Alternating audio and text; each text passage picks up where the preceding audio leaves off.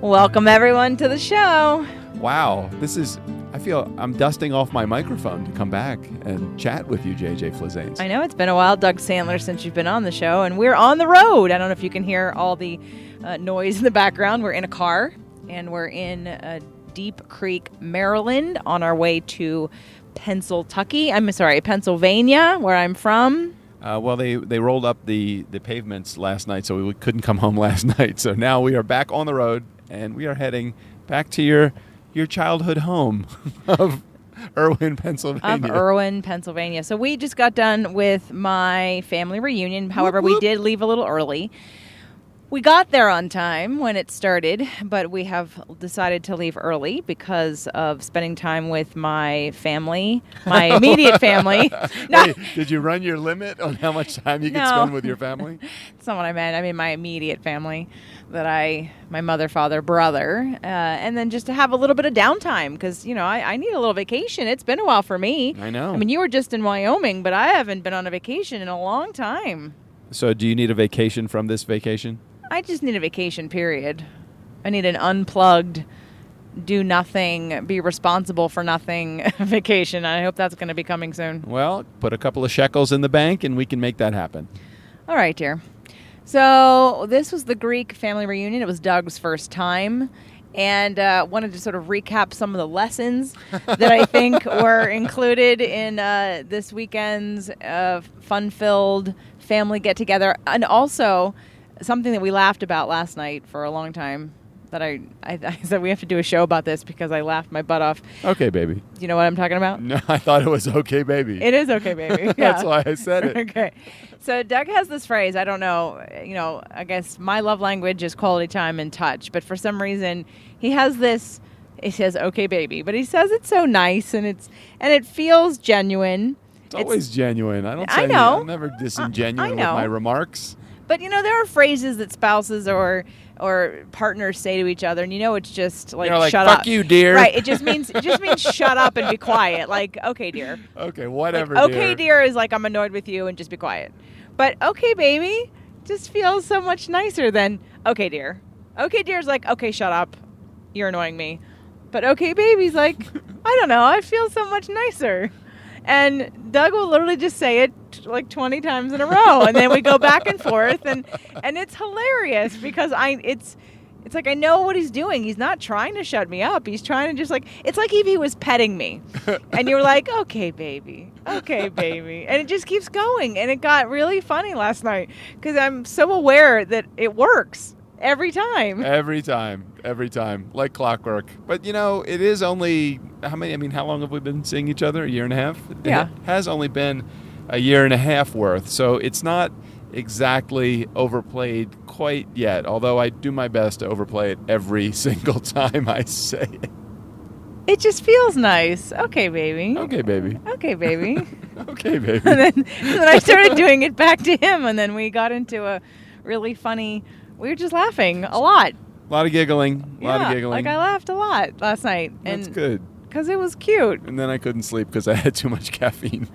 Yeah, so let's talk about the reunion and some lessons learned. So went into this weekend. I've been to 4 of these. There's been 10 of them. So obviously I've missed way more than I've attended for several reasons. Obviously, live in California, and it's usually it's not always on Labor Day. Sometimes it's later on in September, and there's a scheduling conflict.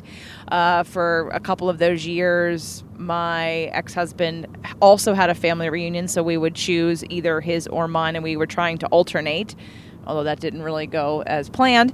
And then there were just, obviously, the last couple of times, my grandfather was honored 2 years ago, so I came out by myself and had a very nice time. In fact, that year was the year that the Invisible Fitness Formula came out, and I made an appearance here locally on the CBS station in Pittsburgh.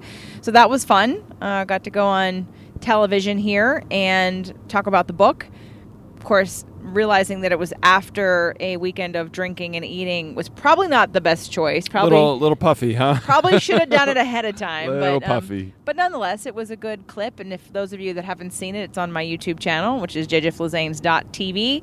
And it was fun. Talked about, actually, I had to make a whole bunch of non-dairy cheese. We called it nacho cheese. I forget what we called it, but it was a nacho cheese recipe that was non-dairy. And it was like game day, not vegan, but game day cheese dishes. And I made everything from macaroni and cheese, of course, which was gluten-free, to a steak salad, traditional steak salad here in Pittsburgh. I did a hot and cold version for like chips and veggies, and I did a whole bunch of stuff. So anyway. So when did the family reunion turn into a commercial for JJ Flizanes? Sorry, I was just going through that I've been to 4 out of 6 of the 10. Yes. 4 out of 6 of the 10. And I have to realize, this being the first ever, not just JJ Flizanes family reunion, but the first ever family reunion that I have been to, I really have to tell you that if you go into it with absolutely no expectations, each and every time your expectations will be met. I mean, I went into it with no feeling of what was going to happen, how it was going to. I just completely open to whatever was coming my way.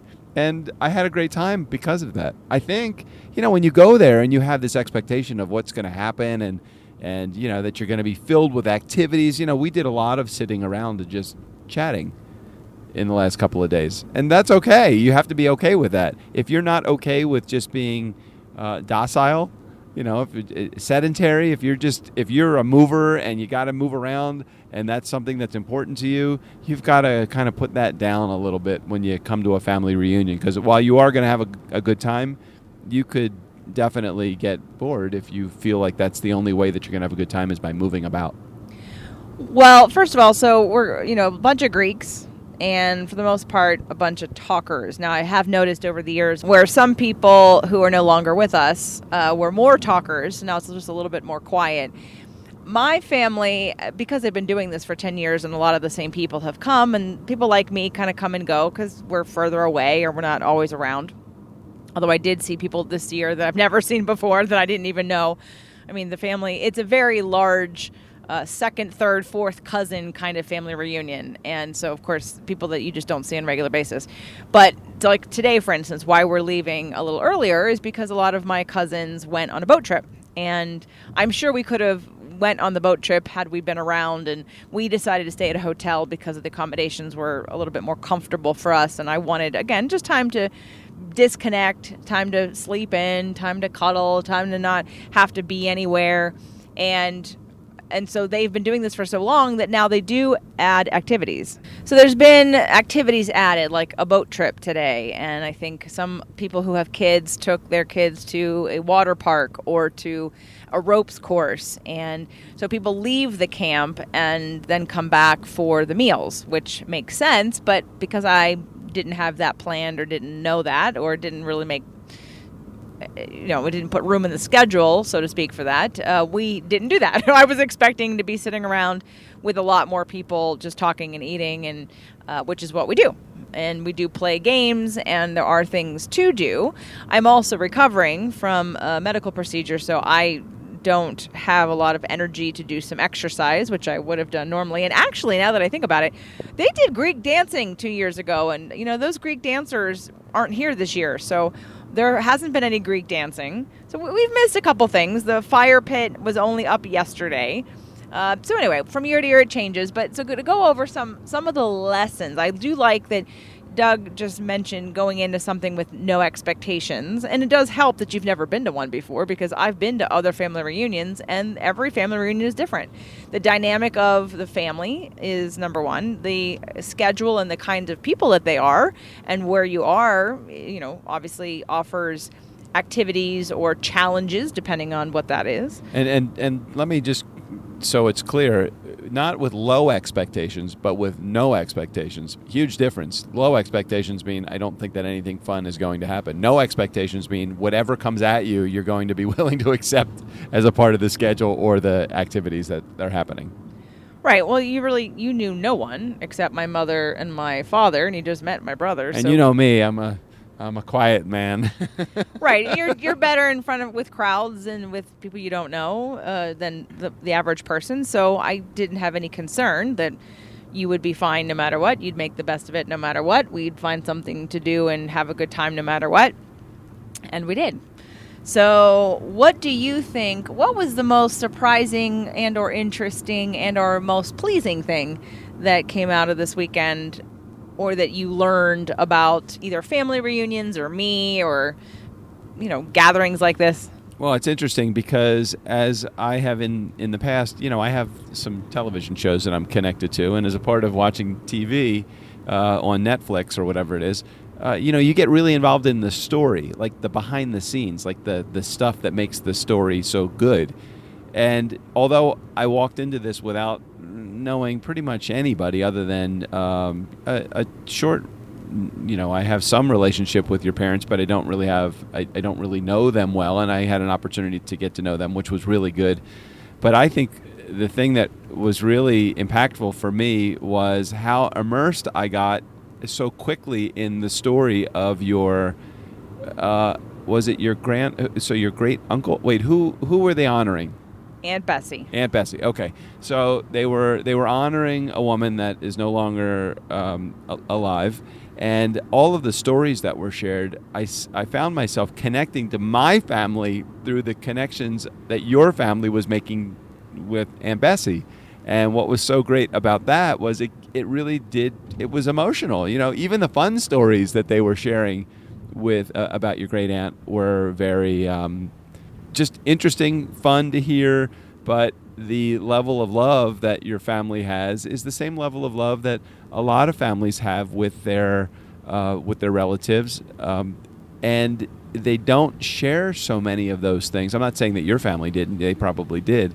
But I know in our particular case, so many of those relatives, we never had family reunions. So we never really shared how we felt about the people that were in our lives. In some of the cases, never. But in many cases, when they were still here on earth, it's like, why are we holding back this love that we have for these people until they die? And then we share these great stories. Why not share the love that we have for the people that are near and dear to us while they're still here on earth? I agree. That is a great lesson. It reminds me of when I first started Invisible Fitness, I had trainers, and my business model at the time, and still is a little bit, but I had other trainers that worked for me, and I covered all of Southern California, and I brought everyone together for a company party. I can't remember what I called it. It was like a anniversary party, or anyway, it was a company party, and I bought everyone dinner, and I invited our top clients, and my parents came out. And it was this, it was like a gathering. It was like I was thanking everybody. It was an appreciation, and we were sharing stories.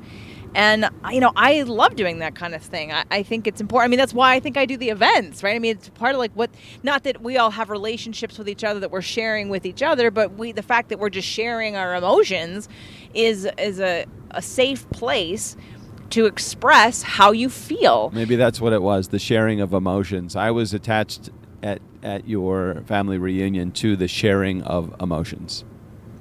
Yeah, and I thought and I wondered how I saw some tears coming out, so I knew you weren't bored or disconnected, No. Which I guess I might have been concerned about, because I thought, well, these aren't people that you know, but you were tapping into their feelings, not into who they were talking about. I never realized, but I probably have some level of empath in me because of that. I really do. I feel like I can feel people's feelings, and I think it's an energy that's put out there. Even if that story was told in a monotone sense, I sensed the emotion behind the words, and I really felt I put myself into the story. I'm like, oh yeah, and then I relate that to something that's going on in my life.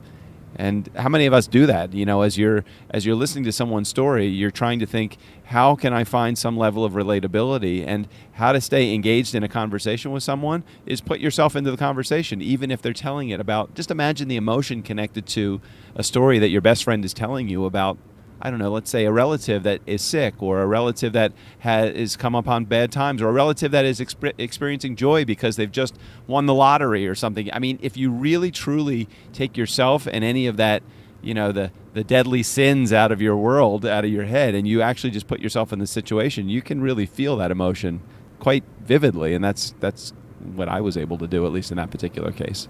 Yeah, well, George was holding back some tears. I saw He was that. having a hard time talking about his mom, and afterwards I asked him, I said, how long's it been? Because he said, that was really hard. And he said, it's been 10 years, but it feels like yesterday. Yeah. So, yeah, lots of emotion that was shared, and that's what they do at the family meeting. Doug said, what do they do at the family meeting? And I said, well, they honor, what they've been doing is honoring one of the children. So my grandfather was one of 10 kids that my great-great-grandparents had, and they came over from Greece, I believe. And my grandfather was born in this country, but I think his sisters and some of his older siblings were born here. And this reunion is the children of those children, and then their children and their children. So many generations after, and the 10 kids have all passed on.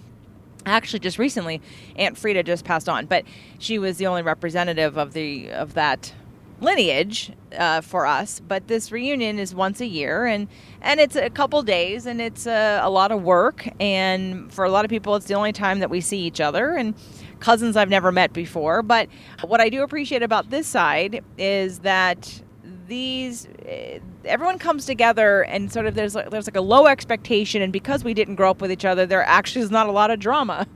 It's kind of civil and above board, and it's not a lot of clickiness necessarily. Everybody's sort of welcome, and you're all a part of the Flazanes family. Yeah, I didn't feel any level of hierarchy, like, okay, well, this is my role in the family, and because of that I'm better. I didn't feel any of that at all. I just felt like this was a whole bunch of people that were getting together, and it's amazing how many different personality types that are there, but how many similar personality types that are there too. How many different generations were represented? Probably four generations were represented here. And when you start to see stuff like that, it's great. I mean, even the kids of the kids that are, I mean, totally immersed. The kids of the kids of the kids. Yeah. Just the whole thing was pretty spectacular to witness that. Yeah, I know that sometimes my mother isn't so thrilled it happens every year since it's a lot of work, but my dad really thrives on it because there was many years during my life we did not see this side of the family very much at all. So we missed out on a good portion of my life with them. So once my grandfather had passed away, they started this, and that's nice. So I do appreciate that I have connections, and it reconnected me with my cousins in San Francisco and my aunt and uncle, and I'm sure we will see my cousins sooner than we'll see everybody else, just because we're close, and I do love San Francisco. So another lesson for me for this family reunion, and a reminder, because again, I don't have such strong connections with really anybody at it except my parents, and Doug and I walked in kind of, Doug's new, and last time I was here I was alone, and 2 times before that I was married, and so you just wonder what's going to happen, and so I was pleasantly surprised that everybody was very welcoming to Doug. Of course, Doug helped clean up and was kind of took charge, and they loved that. And so yeah, you want to get in with the ladies in the family, especially the mom and grandmother age. Go ahead and help with the dishes, because from a male perspective, they don't. No males do that. No, especially Greek men. Greek men don't pick up most of them. Now, so a lot of them cooked. I'll give them credit for that. A lot of them cook, and a lot of them do sort of the manly things of the fire and the charcoals and the garbage and some of the other things. But traditionally, yes, there's a sort of the older men don't clean. So if you want to get in on your spouse's or partner's family reunion or family. And I was thinking about it as I was watching you clean up, and I thought, yeah, every time I come to your mother's house, I cook dinner. I take a day and I make a dinner, and I invite your kids and sometimes your friends, and want to sort of do something for people and take over your mother's kitchen, and she loves it. So I think it shows connection and respect for the family. I think it's a good idea. I think that the alternative to that is to do nothing, is to not contribute to it. And although I don't know how to make Greek food, so I'm just like, I can offer to help, but I think what I do, I made did the string beans or something like that. Yeah, we did it together. Yeah, but for the most part, the area that I know well how to do is I know how to clean, so I can clean up. It's easy to clean. It's easy to, to pick up after people. It's easy to do that. So why not contribute? I've talked about another situation, another event, aka family reunion in the past, and I used it as a teaching tool to get your needs met. So a lot of you know that story. If you've been to a live event, you definitely know that story. And I want to talk about it, this family reunion, and use those same tools, right? Because this situation, it is my family, but again, like I said, we're not very closely connected. I don't really see anybody else except at this family reunion. So one of the things that they have set up, it's on a camp. You pay a very minimal amount for the weekend, which includes food, and there are 2 bunkhouses, and one is for the men and one is for the women. And I think the first year that my husband and I came, we did that, and so he slept on the side with the men, and I slept on the side with the women. And he wasn't really thrilled with the fact that most of the men on the other side snored, and I'm sure it wasn't. I'm sure there was some farting that went on, probably, and so that wasn't really cool. And he did fine, and I don't remember the first year being terrible, except that people did come in the middle of the night because they were out drinking later than I was, and slamming the door. So I remember that. I didn't sleep so well. So that, we tried it the way that it was set up the first year. Well, then on the second time we came, we rented a hotel, and that made it much better. And a lot of the other family members also rented a hotel to sleep and then came to the camp to spend the rest of the day. So here's a situation of, if you're low on funds and you don't have no choice, well, then you make the best of it. But if you don't like the situation, well, then you figure out a way to get your needs met. And we rented a car and we stayed in a hotel. And everyone asked if we were staying on the camp. And I looked at them and I said, I'm not subjecting Doug to sleeping in a room full of men by himself. He doesn't know that are going to be possibly snoring all night long. So, I made sure we were in a hotel. We weren't in the best of hotels, but we were in a hotel less than a mile away. 1 star. Less than a mile away. Thanks, Best Western. Nothing worked. No, it was Quality Inn. Oh, right. Quality Inn. Sorry. Which is terrible because the Quality Inn in Paso Robles is awesome. Yeah. Anyway, so you do, if you have some needs, you need some space. I didn't want to be rushed in the morning. I wanted to sleep in. I wanted to watch a little bit of Netflix. I wanted to take my time. I wanted to utilize this trip and our time away as much as a vacation as I could. And so that is what we did. And I think all worked out well. You? Yes. Sorry, I was watching a funeral procession just go by us, and I was thinking about the fact that there's a lot of cars and the town must be empty because there are all of these cars. Look at all the cars coming towards us. A lot of cars. That is a lot of cars. And then there's the food. Luckily, and I shouldn't say that in a mean way, but my cousin is celiac, and so she is gluten-free, and my aunt spends a good deal of time making sure that she's taken care of food-wise. So, and there's plenty of, we bring our own food anyway. So when it comes to the food part, my mom tends to be gluten-free, although she's not very strict about it, and she makes sure that I'm taken care of. So we brought our food. So there's another situation where, if you don't want to eat what everyone's eating. In fact, I think I've got some cousins now that are now fully vegan, which is interesting at a Greek reunion because there's a heck of a lot of meat and dairy. But they bring their food and they do. I didn't see them complain, and they made veggie burgers one night, and they eat the salads, and they made some roasted potatoes and stuff. So hey, they made it work, and I make it work, and I take one day. I do say this all the time that one day a year, or not one day, it's 5 days a year, I probably have gluten, and the family reunion is one of them. So I did. Actually, didn't even have that much. It was all worth it. It was all very good.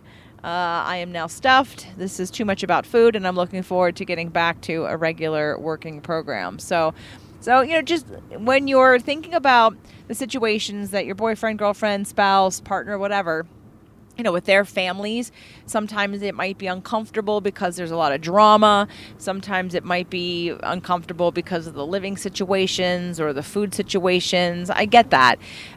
You have to sort of be a little proactive about what your needs are and see how you can get them met to enjoy it for what it's worth, and to remember that we're here for a short period of time.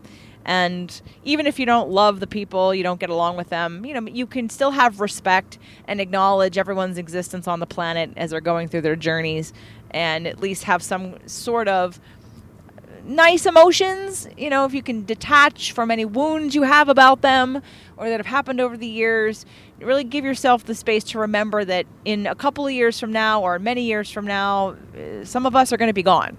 So we're just trying to enjoy this moment on Earth together and make the most of it. I agree. I think that you need to make the most of the time that you have here and your relatives, and say the things that you need to say while they're still here on Earth, rather than the memories that you're going to create or that you have created when they're gone. And it's good to be able to share that love while they're still here.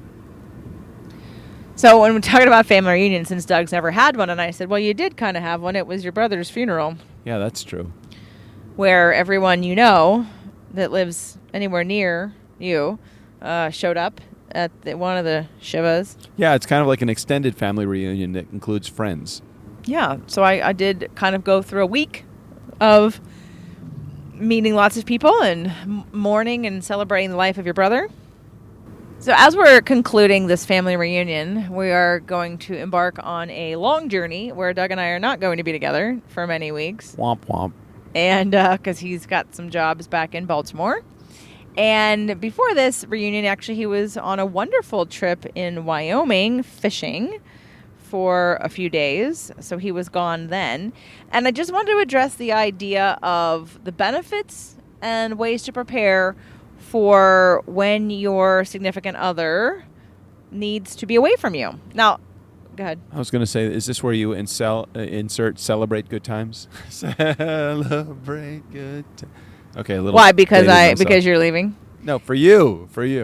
I know you like your time on your own. You enjoy it. You have a good time on your own. Well, don't you? Well, okay. You keep forgetting. I went from being alone because I had a husband that worked a regular job, left the house, came home at night, had other friends, did other things, didn't spend much time with me during the last couple of years. So I was alone a lot. And I did enjoy having the alone time because it gave me a time frame to get things done. I also then would prepare dinner and sort of detach from work and then try to spend some quality time with him. And the difference is you and I are always together. You're never gone. Sorry, I'm leaving for a few weeks. No, I know, but it was a change. It was something new, and while I liked many things about it, it did bring up that I never had alone time. So I felt I worked less because I was with you, which in one way was good, but realized that maybe I was working too much anyway, but that I couldn't get things done that I used to get done because you were there and I was playing with you, and we would stop and we'd have dinner and watch television. We'd take a walk. We'd do things. We'd hang out. And that is what I wanted, but I didn't know until I experienced it how it would impact my regular, let's say, 6 a.m. to 4 p.m. It's funny because I've, with every partner that I've had for the last 30 years, they've all been either self-employed or work for me or work with me or whatever, however you want to say it properly. So I'm so used to having someone that is my partner around that I don't even know. I was thinking about that when you mentioned that to me the last time, is that what would it be like to have someone in your life that has like a regular job, like a 9-to-5 job, and my job is anything but 9 to 5. So it would be kind of... You would probably be lonely. I think I would be. I agree. I think you would. What do you mean you're going to work? What's that? Why are you leaving me? I think you'd feel abandoned every day. Why are you leaving me? Are you coming home for lunch? When are you coming home? Are you going to call me? I miss you. Can you just come home for lunch, please? Can I pack you something? You would definitely. It would be hard for you, I think. Yeah, that's me. That is you. But now you're about to leave for. Well, you're not leaving. You're staying here. I'm the one that's leaving. But you're not going to be with me for a couple of weeks. And hanging out with my mom. Hanging out with your mom, and I'm already missing you. I don't really, parts of it I like and parts of it I don't like. I definitely want to catch up. For those of you that don't know, I've been working on a show for a while called Health and Wealth, like literally over a year. And I haven't launched it yet, partly because I haven't had the time. I have about 17 or 20 episodes that are all going to go out at one time. Brand new, most of it brand new stuff. I am going to add some of the live coaching shows that I did because it's appropriate to the content. But Health and Wealth is focused on two groups of people, on obviously ways to improve your health for entrepreneurs who don't want to lose their health to gain wealth, but for those who have sacrificed their health in the pursuit of wealth and what they learned from it. And then also ways in which to grow a health business from people who have done very well in business. So those are the audiences for Health and Wealth. Lots of interesting interviews from successful entrepreneurs and people, and some good inspirational stories. But I haven't been able to put it together yet because it's going to take a lot of time and work. And who wants to work when you have a partner to do fun stuff with? Funny, I always manage to find my own time to do my own work. You don't edit all your own shows. Be quiet. The only one you edit is your Wow, Mustang podcast. You just picked one little responsibility that you do that I don't do. But how about all the other ones that I do that we both do? Yeah. So anyway, I'm just saying that I am excited to launch Health and Wealth here in the next couple of weeks, because I'll have the time to actually edit the shows. And I think I'm probably going to put out a season at a time, give you a bunch of shows at one time, and then collect more over time and put out more later. It's not going to be a regularly published show every week like I do these. Oh, as well as, newsflash for everybody, I'm going to be offering a VIP program, which means we're going to be decreasing the number of episodes on all the channels down to one a week, and we're going to offer a VIP program for very minimal amount that's going to include some group coaching in the very minimal price. Like I'm talking like less than $10, and you can come on a free coaching call once a month. So anyway, lots of fun stuff going to be coming. Wow. I'm trying to be more efficient with my time and to serve those of you that really want to take your lives to the next level appropriately. And do that in an exchange where there's going to be a little bit of money, like $10, $9.99 a month, put out for you to continue helping you to do that, and even in more ways than I'm doing now, besides the free challenge. So hopefully you guys will be geared up for that. And let's see, anything else, Doug, that we want to? I just wanted to kind of do an overview. It's been a while since we had an interview or had a show that was just me and Doug. I mean, we interviewed Jack and Monica when we were in Santa Barbara. But besides that, you and I have not done a show together. I feel like you're missing. I feel like it's been so long. Like you and I haven't recorded anything. Well, just if you want a little light reading, go over to where did you put a link to that article that was written about me? Oh, so Doug, article written in Forbes magazine. It's on Facebook, and it's on Facebook. And JJ got a special mention. And Doug mentioned me. It was so nice. nice. To make sure she did not come back to me saying, "Hey, where's the little part where you talk about your amazing life in California?" Well, I did. Well, I would have only done that if you mentioned Steve and didn't mention me. Like, if you would have mentioned nobody else except Strickland, no problem. But if you start, naming other people and then I get excluded, then that's probably... I just want you to know I mentioned you before I mentioned Steve. I know, baby. It was so nice. Okay, I'm in Forbes magazine. Okay, baby. Thank you so much. All right, everyone. So I think what's going to be happening next on this show, on these episodes, is we are in a manifestation challenge. I'm going to get some more questions, and we're going to do some Q&As. So until then, hope everyone had a great holiday weekend. Hope you're enjoying your family. Hope you're taking the time that you need to tell the people in your life that you love them, because we're not going to be here for too much longer. So enjoy the time you have. Love you, everybody. See you next time.